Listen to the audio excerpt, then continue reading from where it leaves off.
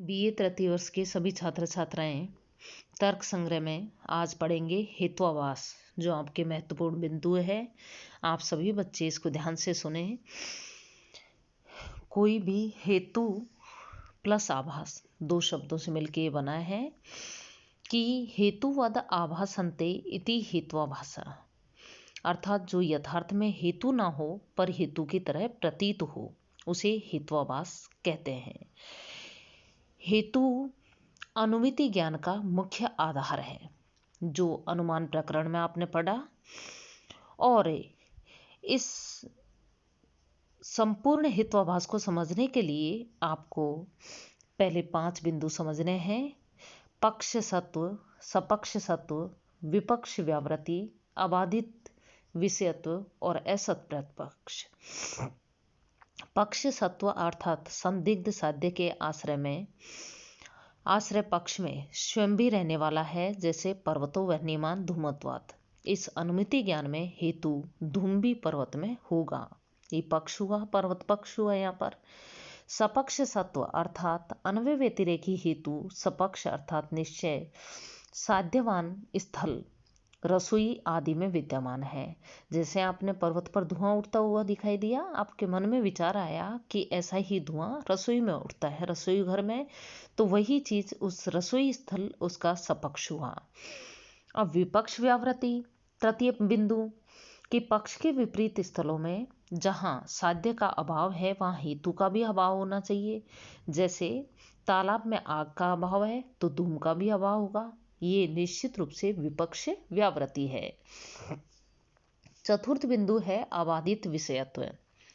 प्रत्यक्ष आदि किसी अन्य प्रमाण से पक्ष और साध्य का संबंध हो बाधित हो। जैसे आग शीतल है द्रव्य होने के कारण, एक तरफ आग शीतल है, दूसरा द्रव्य होने के कारण। इसमें आग पक्ष और शीतलता साध्य है, द्रव्यत्व हेतु है, तो आग शीतल हो सकती है। आप सभी बच्चे विचार करें। किंतु प्रत्यक्षतः त्वग इंद्रिय से अग्नि में शीतलता का अभाव प्रमाणित है कि आप स्पर्श करेंगे उसको त्वचा इंद्रिय से, अर्थात आप स्पर्श करेंगे हाथ से तो आपको वहां शीतलता का अभाव दिखाई देगा। अतः हेतु द्रव्यत्व का विषय शीतलता बाधित हो जाने के कारण वहां पर जैसे ही हाथ लगाया शीतलता बाधित हो गई और आपको अग्नि में गर्म एहसास हुआ। इस कारण द्रव्यत्व हेतु नहीं हो सकता, क्योंकि उससे अग्नि में शीतलता सिद्ध नहीं हो सकती। तो ये आपका अबाधित विषयत्व हुआ। असत प्रतिपक्ष जिस हेतु का कोई प्रतिपक्षी ना हो, प्रतिपक्ष का अर्थात कोई ऐसा हेतु जो साध्य के विपरीत अर्थ को पक्ष में सिद्ध कर सके। जैसे शब्दों नित्य श्रोत्रेंद्रिय ग्राह्यत्वात्, शब्द नित्य है श्रोत्रेंद्रिय से ग्रहण होने के कारण।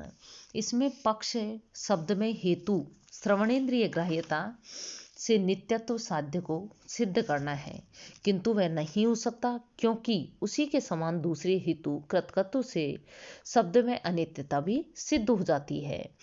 अतः श्रवणेन्द्रिय ग्राह्यता हेतु सत प्रतिपक्ष भी है। इस प्रकार आपने इन बिंदुओं को समझा। अब सभी बच्चे हेत्वाभास सव्यभिचार विरुद्ध सत प्रतिपक्ष असिद्ध बाधित पंच हेत्वाभाषा। हेत्वाभास कितने प्रकार के होते हैं बच्चों? ये आपके जो छोटे छोटे प्रश्न आते हैं उसमें भी संख्या और नाम पूछा जाता है। तो सभी बच्चे आपकी जो संस्कृत की पंक्तियां हैं उनको अच्छे से याद करें। आप सभी बच्चों को उससे भूलने का जो परेशानी है वो खत्म हो जाएगी कि सव्यभिचार विरुद्ध सत प्रतिपक्ष असिद्ध बाधिता पंच हेत्वाभाषा। सव्यभिचार विरुद्ध सत प्रतिपक्ष असिद्ध बाधित, ये पंच हेत्वाभास हैं। अब जो आपका सव्यभिचार प्रथम बिंदु है उसके हमने 3 भेद किए हैं यहाँ पर, साधारण, असाधारण और अनुपसंहारी। सव्यभिचार हेत्वाभास, सव्यभिचार है अनेकांतिक है, अर्थात सव्यभिचार नियम पूर्वक एक ना रहने वाला होता है। स त्रिविध है, साधारण, असाधारण, अनुपसंगारी, भेदात। स व्यभिचार 3 प्रकार का होता है, साधारण, असाधारण और अनुपसंगारी। साधारण अनेकांतिक हेत्वाभास। सबसे पहला भेद है साधारण। तत्र साध्य अभाववद वृत्ति साधारणो अनैकांतिक है, यथा पर्वतो वह्निमान प्रमेयत्वात्। साध्य के अभाव स्थल में भी रहने वाला साधारण अनैकांतिक हेत्वाभास होता है। साध्य के अभाव स्थल में भी रहने वाला साधारण अनैकांतिक हेत्वाभास होता है। साधारण का अर्थ है सभी में समान रूप से रहने वाला ऐसा हेतु जो पक्ष, सपक्ष और विपक्ष तीनों में विद्यमान है, तो साधारण से व्यभिचार हेत्वाभास होता है। जैसे पर्वतो वह्निमान प्रमेयत्वात्। इस अनुमान वाक्य में प्रमेयत्व पदार्थ हेतु है, जो पक्ष पर्वत, सपक्ष रसोई घर और विपक्ष तालाब सभी में समान रूप से रहता है। अतः अनेकगामी होने के कारण व्यभिचार युक्त होने से साधारण सव्यभिचार हेत्वाभास है। साध्य अभाववृत्ति इसका लक्षण यहाँ पर्याप्त नहीं है, क्योंकि इससे विरुद्ध और असिद्ध हेत्वाभासों में अतिव्याप्ति हो जाएगी। अतः इसका इस प्रकार लक्षण करना चाहिए कि पक्ष सपक्ष विपक्ष वृत्ति साधारणो अनेकांतिक है। अब दूसरा बिंदु आता है असाधारण से व्यभिचार हेत्वाभास है कि असाधारण से व्यभिचार हेत्वाभास सर्व सपक्ष विपक्ष व्यावृत है, पक्षमात्र वृत्ति असाधारण है। यथा शब्दों नित्य है शब्दत्वात्। अर्थात जो हेतु ना तो सपक्ष में विद्यमान हो और ना विपक्ष में, केवल पक्ष में विद्यमान हो, वह असाधारण होता है। जैसे शब्दों नित्य है शब्दत्वात्। इस अनुमान वाक्य में पक्ष शब्द में नित्यता साध्य है और शब्दत्व हेतु है। शब्दत्व जाति है जो केवल शब्द में ही है, सपक्ष आकाश आत्मा में और विपक्ष घटपट आदि में नहीं रहता। अतः केवल पक्ष में रहने के कारण शब्दत्व असाधारण से व्यभिचार हेत्वाभास है। तो इस प्रकार सद हेतु वह होता है जो पक्ष में रहे, सपक्ष में ना रहे और विपक्ष में भी ना रहे।